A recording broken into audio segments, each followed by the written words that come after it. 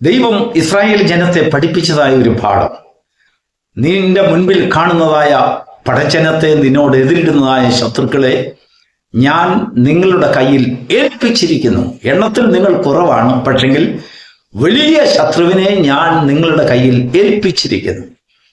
അപ്പോൾ ഏൽപ്പിക്കപ്പെട്ടതായ ശത്രുക്കളെയോട് നേരിടാനാണ് അവർ യുദ്ധം ചെയ്തത്. അങ്ങനെയാണ് അതിനുള്ള ഊർജം അവർ സമ്പാദിച്ചത്. ഗോലിയാത്തിനോട് നേരിടുമ്പോൾ ദാവീദിന്റെ മുൻപിൽ ഗോലിയാത്തിന്റെ വലിപ്പവും ആരാലും ജയിക്കാൻ കഴിയാത്ത ഒരു മല്ലനുമായി ദാവീദ് അവനെ കണ്ടില്ല. അവന്റെ സഞ്ചിയിൽ ചില കല്ലുകളും മിനുസമുള്ള കുറെ കല്ലുകളും ഒരു കവണയും എടുത്തുകൊണ്ട് ഒരു ബാലൻ ആ ഗോലിയാത്തിന്റെ മുൻപിൽ നിന്ന് പറയുകയാണ്, ദൈവം പ്രവർത്തിക്കുന്നത് വാളും പരിചയും കുന്തവും കൊണ്ടൊന്നല്ല.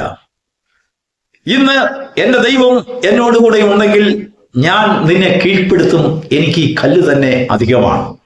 ഗോലിയാത്തിന് മുൻപിൽ ഗോലിയാത്തിന് വളരെ പുച്ഛം തോന്നിയ വാക്കിന്, പക്ഷെങ്കിൽ ദാവീദ് അത് ഉച്ചരിക്കുമ്പോൾ സ്വർഗം അവന്റെ വാക്കിനെ ആസ്വദിക്കുകയായിരുന്നു. സർവശക്തനായ ദൈവത്തിന്റെ ആത്മാവ് അവനിൽ ആവസിക്കുന്നുണ്ടെങ്കിൽ ഈ ഗോലിയാത്തിനെ എനിക്ക് വീഴ്ത്താൻ കഴിയുമെന്ന് ദാവീദ് ഉള്ളിൽ പറഞ്ഞുകൊണ്ടിരുന്നു. Praise the lord. അങ്ങനെ തന്നെ സംഭവിച്ചു. ഇന്ന് പ്രഭാതത്തിൽ ദൈവത്തിന്റെ ആത്മാവ് നമ്മെ ഒരു വലിയ പാഠം നമ്മെ പഠിപ്പിക്കാൻ വേണ്ടി മത്തായിയുടെ സുവിശേഷം 15-ാം അധ്യായത്തിന്റെ 32 മുതലുള്ളതായ വാക്യം നാം വായിക്കുമ്പോൾ, യേശു ശിഷ്യന്മാരെ വിളിച്ച് അവരോട് പറഞ്ഞു, ഈ ജനം പുരുഷാരം ഇപ്പോൾ 3 നാളായി എന്നോടുകൂടെ പാർക്കുന്നു. അവർക്ക് ഭക്ഷിപ്പാൻ ഒന്നുമില്ലായ്ക കൊണ്ട് അവരെക്കുറിച്ച് എനിക്ക് മനസ്സലിവ് തോന്നുന്നു. അവരെ പട്ടിണിയായി വിട്ടയപ്പാൻ മനസ്സുമില്ല. അവർ വഴിയിൽ വെച്ച് തളർന്നു പോകും എന്ന് പറഞ്ഞു. എന്നാൽ അത് കേട്ട ശിഷ്യന്മാരോ, അവർ കർത്താവിനോട് പറഞ്ഞതായ മറുപടി ഒന്ന് കേൾക്കുക. ശിഷ്യന്മാർ യേശുവിനോട്, ഇത്ര വലിയ പുരുഷാരത്തിന് തൃപ്തി വരുത്തുവാൻ മതിയായ അപ്പം ഈ കാട്ടിൽ നമുക്ക് എവിടെ നിന്ന് എന്ന് പറഞ്ഞു. നോക്കൂ, ശിഷ്യന്മാർ ഈ ജനത്തിന്റെ വലിപ്പം, എത്ര വലിയ പുരുഷാരം. അവർ ആയിരിക്കുന്നത് തീർച്ചയായിട്ടും ഒരു കടൽക്കരയിലാണ്, മണൽത്തരിയിൽ വലിയൊരു വിശാലമായ കടൽക്കരയിലാണ് കർത്താവ് നിന്ന് സംസാരിച്ചു കൊണ്ടിരുന്നതെങ്കിലും ശിഷ്യന്മാർ കർത്താവിനോട് പുച്ഛമായി സംസാരിച്ചു. ഈ കാട്ടിൽ മണലാരണ്യത്തെ അവർ കാടായി കണ്ടു. ഇല്ലാത്ത കാര്യങ്ങൾ അവർ കർത്താവിനോട് പറയുകയാണ്. ഈ ഗുരുവിനോട് അവർക്ക് അങ്ങ് ദേഷ്യം തോന്നി. ഗുരു അവരോട് ചോദിക്കുന്നതായ ചോദ്യം, കാര്യം ഇതൊക്കെ ആയാലും ഇത്ര വലിയൊരു ജനത്തിന് കൊടുക്കണമെന്നുണ്ടെങ്കിൽ നിങ്ങളുടെ കയ്യിൽ എന്തുണ്ട്? അവർ കൊടുത്തതായ മറുപടി, ഞങ്ങളുടെ കയ്യിൽ 7 അപ്പവും കുറെ മീനുമുണ്ട്. അത് അവർക്ക് വേണ്ടി മാത്രം വെച്ചിരിക്കുക, അത് ആർക്കും പങ്കിടുവാൻ വെച്ചിരിക്കുന്നതല്ല.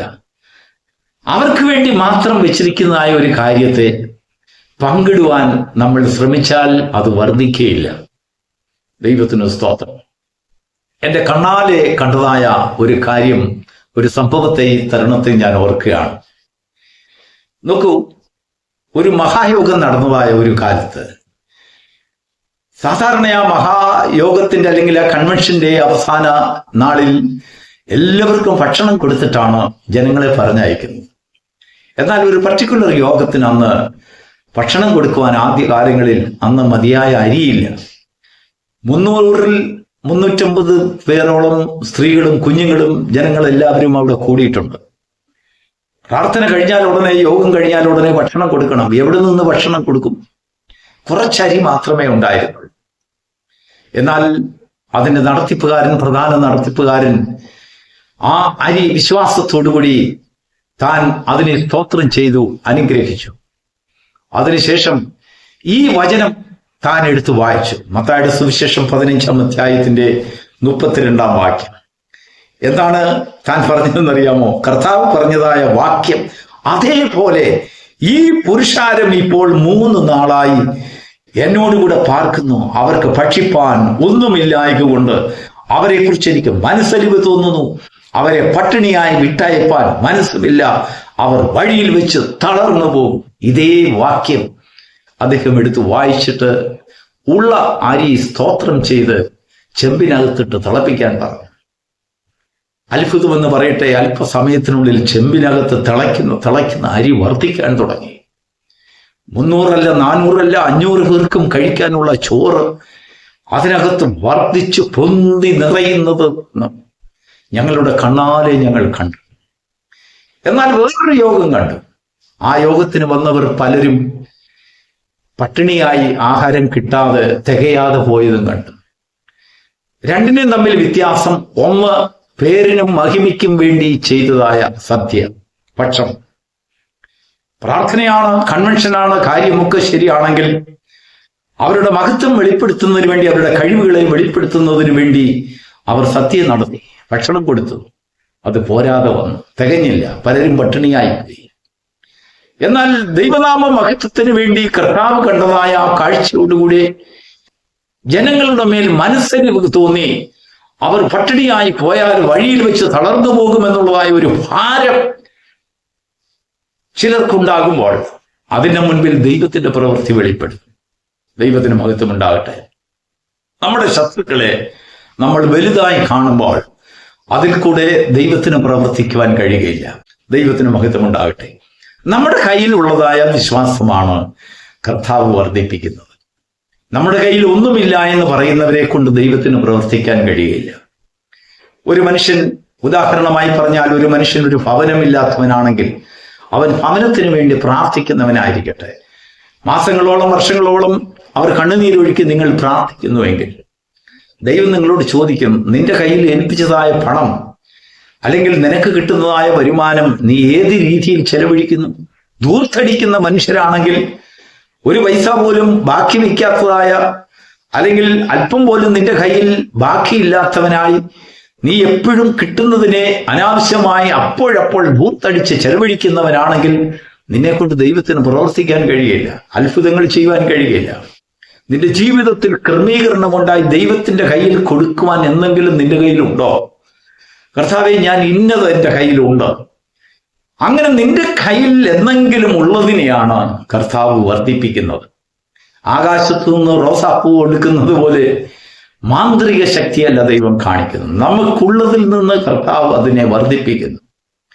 നാം നമ്മുടെ മുൻപിൽ കാണുന്നതായ പ്രതിസന്ധിയെ കണ്ട് ഭയപ്പെട്ടാൽ നമ്മുടെ ജീവിതത്തിൽ എപ്പോഴും ഭയം മാത്രമുണ്ടാകും. കാടിനെ മാത്രം കാണും. ദൈവം വസിക്കുന്നതായ സ്ഥലത്തെക്കുറിച്ച് നമുക്കൊരു ബോധമില്ലാതെ വരും. നാം കാണുന്നതെല്ലാം കാടായിരിക്കും. മണലാരണ്യത്തിൽ പോയിരുന്നാലും കാട്, വനത്തിൽ പോയാലും കാട്, നടക്കുന്ന യാത്രയിലെല്ലാം കാടുകളായിരിക്കും. നമ്മുടെ കയ്യിലുള്ളത് നമ്മുടെ സ്വകാര്യതയ്ക്ക് വേണ്ടി മാത്രം, നമ്മുടെ വിശപ്പിന് വേണ്ടി മാത്രം മാറ്റിവെക്കുന്നവരിൽ കൂടെ ദൈവത്തിന് അനേകരെ പോഷിപ്പിക്കാൻ, അവനെ അധികാരപ്പെടുത്താൻ കഴിയില്ല. നമ്മുടെ ജീവിതത്തിലെ പ്രതിസന്ധികളെ നമുക്ക് തരണം ചെയ്യണമെങ്കിൽ പ്രിയപ്പെട്ട ദൈവത്തിന്റെ മക്കളെ, ആ പ്രതിസന്ധിയുടെ മേൽ ഉള്ളതായ ദൃഷ്ടി വിശ്വാസത്തിന്റെ ദൃഷ്ടിയായിരിക്കണം. ദൈവത്തിന്റെ പ്രവൃത്തിയെ വലുതായി കാണണം. കർത്താവിന്റെ മഹത്വം വലുതായി കാണുമ്പോൾ ആ മഹത്വം നിന്നിൽ കൂടെ അത് പ്രവഹിക്കുന്നതിനിടയായിത്തീരും. നമ്മുടെ ജീവിതത്തിൽ, നമ്മുടെ കുഞ്ഞുങ്ങളുടെ വിഷയത്തിൽ, നമ്മുടെ കുടുംബത്തിൽ, വിശ്വാസ ജീവിതത്തിൽ, ക്രിസ്തീയ ജീവിതത്തിൽ പ്രതിസന്ധികൾ ധാരാളമുണ്ട്. പ്രതിസന്ധിയില്ലാത്ത മനുഷ്യരാരുമില്ല, കഷ്ടതയില്ലാത്ത മനുഷ്യരാരുമില്ല. പ്രയാസങ്ങളും ദുഃഖങ്ങളും ഭാരങ്ങളും രോഗങ്ങളും ബലഹീനതകളും ഇല്ലാത്ത മനുഷ്യരാരുമില്ല. എന്നാൽ അതിനെ ജയിക്കുവാൻ നാം കാണുന്നതായ പ്രതിസന്ധികളെ, ദുഃഖവിഷയങ്ങളെ, നമ്മുടെ മുൻപിൽ കാണുന്നതായ അതിനെയൊക്കെയും നമ്മൾ വലുതായി കാണരുത്, ചെറുതായി കാണണം. സെരുബാബേൽ പർവ്വതത്തിന്റെ മുൻപിൽ ചെന്ന് നിന്ന് പറയുകയാണ്, തന്റെ ശത്രുക്കളെ അതിനോട് അനുമാനിച്ചുകൊണ്ട് താൻ പറയുകയാണ്, സെരുബാബേലിന്റെ മുൻപിൽ നിൽക്കുന്ന മഹാപർവ്വതമേ, നീ സമഭൂമിയായി തീരും. എങ്ങനെ സമഭൂമിയായി തീരും? കൃപ എന്ന വാക്കോടുകൂടി അതിന് ഹാണിക്കല്ല് കയറ്റും. കൃപ എവിടെ പെരുകുന്നുവോ അവിടെ നിന്റെ മുൻപിൽ നിൽക്കുന്നതായ സമഭൂമി, നിന്റെ മുൻപിൽ നിൽക്കുന്നതായ മഹാപർവ്വതങ്ങൾ, അത് സമഭൂമിയായി നിന്റെ മുൻപിൽ രൂപാന്തരപ്പെടും. ദൈവത്തിന് മഹത്വം ഉണ്ടാകട്ടെ. അതാണ് വിശ്വാസത്തിന്റെ മാർഗം. ദൈവം നമ്മെ വലിയ വിശ്വാസം ഏൽപ്പിച്ചവരായിട്ടാണ് നമ്മെ സ്നേഹിച്ച് നടത്തുന്നത്. ദൈവത്തിന്റെ സന്നിധിയിൽ വരുന്നവൻ ദൈവമുണ്ട് എന്നും തന്നിൽ വിശ്വസിക്കുന്നവരാൽ ആ മനുഷ്യരിൽ കൂടെ ദൈവം അത്ഭുതങ്ങൾ പ്രവർത്തിക്കുന്നുവെന്നും അവർ തിരിച്ചറിയണം. നമ്മുടെ കർത്താവ് വലിയവനാണ്, നമ്മുടെ ദൈവം വലിയവനാണ്. പ്രതിസന്ധിയേക്കാൾ ദൈവം വലിയവനാണ്, പ്രശ്നങ്ങളെക്കാൾ ദൈവം വലിയവനാണ്. വലിയ രോഗങ്ങളും ബലഹീനതകളെക്കാൾ ദൈവം ശക്തനാണ്. ദൈവത്തിന്റെ ശക്തി നമ്മളിൽ വ്യാപരിക്കുമ്പോൾ നമ്മളിൽ ഉണ്ടാകുന്ന വേദനയും ബലഹീനതകളും എല്ലാം നമുക്ക് അല്പമായി തോന്നും. പ്രതിസന്ധികൾ പ്രശ്നങ്ങളുമെല്ലാം നമുക്ക് അല്പമായി തോന്നും. അങ്ങനെ അല്പമായി തോന്നുന്നവരിൽ കൂടെ ദൈവത്തിന്റെ ശക്തി വ്യാപരിക്കും. അതിനെ ജയിക്കുവാനും മറികടക്കുവാനും അവർക്ക് വലിയ കൃപ ദൈവം കൊടുക്കും. ദൈവത്തിന്റെ മഹത്വം ഉണ്ടാകട്ടെ. ദൈവത്തിന്റെ മുൻപിൽ നാം വിശ്വസ്തരായി തീർന്നാൽ ദൈവം നമ്മെ അധികമായ ഉത്തരവാദിത്തങ്ങൾ ഏൽപ്പിക്കും, അധികമായ വിശ്വാസങ്ങൾ ഏൽപ്പിക്കും. ശിഷ്യന്മാർ ഒരു ദിവസം കർത്താവിനോട് പറയുകയാണ്, കർത്താവേ, ഈ വിശ്വാസം കൊണ്ട് ഞങ്ങൾക്ക് മുൻപോട്ട് പോകുവാൻ കഴിയുകയില്ല, ഞങ്ങളുടെ വിശ്വാസം വർദ്ധിപ്പിക്കണം. അപ്പോൾ അല്പമായ വിശ്വാസവുമുണ്ട്, അധികമായ വിശ്വാസവുമുണ്ട്. കർത്താവ് അവരെ പലപ്പോഴും അല്പവിശ്വാസികളെ എന്ന് വിളിച്ചു. നമുക്ക് അല്പം വിശ്വാസമുണ്ടെങ്കിൽ നമ്മുടെ വിചാരം ആ വിശ്വാസം കൊണ്ട് എന്തും സാധിക്കാമെന്നാണ്. ഇല്ല, നമ്മുടെ വിശ്വാസം വർദ്ധിക്കണം.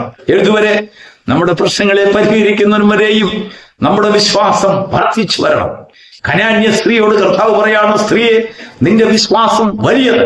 അപ്പോൾ ചെറിയ വിശ്വാസവുമുണ്ട്, വലിയ വിശ്വാസവുമുണ്ട്. വലിയ വിശ്വാസത്തിന്റെ ഉടമകളെ കൊണ്ട് ദൈവത്തിന് വലിയ ഈ ലോകത്തിൽ അത്ഭുതങ്ങൾ നടത്തിക്കുവാൻ സാധിക്കും. അവർ കാണുന്നതൊക്കെയും അത്ഭുതങ്ങളാണ്. കാരണം അവരുടെ കയ്യിലിരിക്കുന്ന വിശ്വാസം ചെറിയ വിശ്വാസമല്ല, അത് വലിയ വിശ്വാസം. ദൈവത്തിൽ നിന്ന് വലിയ വിശ്വാസം പ്രാപിക്കുവാൻ തക്ക പ്രാപ്തി നമുക്ക് ദൈവത്തിൽ നിന്ന് ഉണ്ടാകണം. ആ ശക്തി നമ്മളിൽ നിന്ന് ഉണ്ടാകണം. ആ ശക്തി ദൈവത്തോട് ചോദിച്ചു വാങ്ങിക്കണം. അല്പമായ വിശ്വാസത്തിൽ നാം മതിമറന്നു പോകേണ്ടവരല്ല. അല്പമായ വിശ്വാസത്തിൽ എപ്പോഴും നമ്മെക്കുറിച്ച് മാത്രമേ നമുക്ക് ചിന്തിക്കുവാൻ കഴിയുള്ളൂ. നമ്മുടെ സ്വകാര്യതകളെ കുറിച്ച് മാത്രമേ ചിന്തിക്കാൻ കഴിയുള്ളൂ. അന്യരുടെ വിശപ്പിനും തളർച്ചയെയും കുറിച്ച് നമ്മുടെ ദൃഷ്ടി പ്രകാശിപ്പിക്കപ്പെടുകയില്ല. കാരണം നമ്മളിൽ അല്പമായ വിശ്വാസം. നാം കാണുന്നതൊക്കെയും കാടും മലയും പർവ്വതവുമായി വനങ്ങളായി നമ്മുടെ മുൻപിൽ പ്രത്യക്ഷപ്പെടും. എന്നാൽ ഒരു വലിയ വിശ്വാസത്തിന്റെ ഉടമയുടെ മുൻപിൽ ഈ കാടുകളും വനങ്ങളും മഹാപർവ്വതങ്ങളും ഒക്കെയും സമഭൂമിയായി ദൈവം നമ്മുടെ കൂടെ നടകൊള്ളുന്നതായ സമഭൂമിയായി, സമാധാന ഭൂമിയായി അവന്റെ മുൻപിൽ പ്രത്യക്ഷപ്പെടും. അങ്ങനെ ഉള്ളതായ പ്രത്യക്ഷത അവരുടെ ജീവിതത്തിൽ സ്വസ്ഥത കൊണ്ടുവരും, സന്തോഷം കൊണ്ടുവരും, ആനന്ദം കൊണ്ടുവരും. എത്ര വലിയ പ്രതിസന്ധിയാണെങ്കിലും അതിനു മുൻപിൽ മറ്റുള്ളവരോട് കാണിക്കുന്നതായ ദയയും കരുണയും ആർദ്രതയും അവരുടെ ജീവിതത്തിൽ രൂപാന്തരം വർദ്ധിപ്പിച്ചുകൊണ്ടിരിക്കും. അവരുടെ കലത്തിലെ മാവും അവരുടെ പാത്രത്തിലെ എണ്ണയും കുറയാതെ അത് വർദ്ധിച്ചു വന്നുകൊണ്ടിരിക്കും, അത് പെരുകിക്കൊണ്ടിരിക്കും. അതിനൊരിക്കലും അതിന് അർത്ഥമുണ്ടാകുകയില്ല. നമ്മുടെ കയ്യിൽ പാത്രങ്ങൾ ഉള്ളിടത്തോളം കാലം കർത്താവ് അത് പെരുക്കിക്കൊണ്ടിരിക്കും. ദൈവത്തിന് മഹത്വം ഉണ്ടാകട്ടെ. നമ്മുടെ ജീവിതം വിശ്വാസത്തിൽ അധിഷ്ഠിതമായിരിക്കണം. വലിയ വിശ്വാസത്തിൽ അധിഷ്ഠിതമായിരിക്കണം. വലിയ വിശ്വാസത്തിൽ അധിഷ്ഠിതമായി പ്രശ്നങ്ങളെ പെരുക്കി കാണാതെ ദൈവകൃപയിൽ ആശ്രയിച്ചുകൊണ്ട് അതിനെ ജയിക്കാൻ കഴിയുമെന്നുള്ളതായ ഒരു വിശ്വാസത്തിന്റെ ഉടമകൾ ഈ നാളുകളിൽ ദൈവത്തിൽ നിന്ന് ശക്തി പ്രാപിച്ച് അവന് മുൻപിൽ ദൈവത്തിൽ നിന്ന് അനുഭവിക്കുന്നതായ എല്ലാ അനുഗ്രഹങ്ങൾക്കും പാത്രീഭൂതരായി തീരുവാൻ ദൈവം അവർക്ക് കൃപ കൊടുക്കും. ആ നന്മകളെ പ്രാപിപ്പാൻ കർത്താവ് നമ്മെ ശക്തീകരിക്കട്ടെ. God bless you.